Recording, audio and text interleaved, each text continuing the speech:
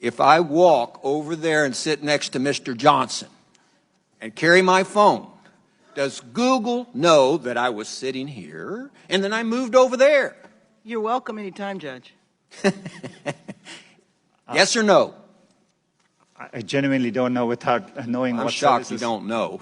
Do you or do you not collect identifiers like name, age, and address? Yes or no? If you're creating an account, yes, and using an account, yes. Specific search histories when a person types something into a search bar.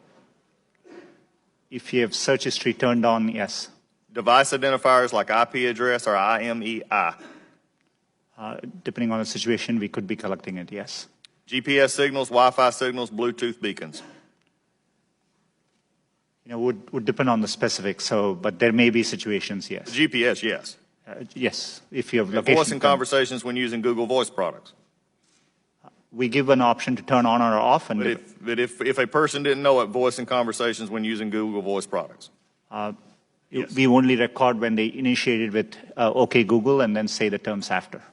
Contents of emails and Google Documents. We store the data, but we don't read or look at your Gmail. But you have access to them. As a company, we have access to them, yes. So you could.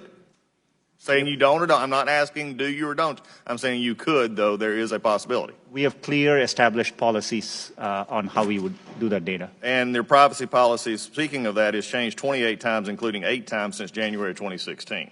So I think the policies, and this is why I'm asking these questions. There are many things which we don't collect. For example, we don't collect, you could have a product like Google Home, we won't collect conversations unless you specifically ask us to. So you ask a question. And so we definitely are very careful and minimize the data we need to provide the service back to our users.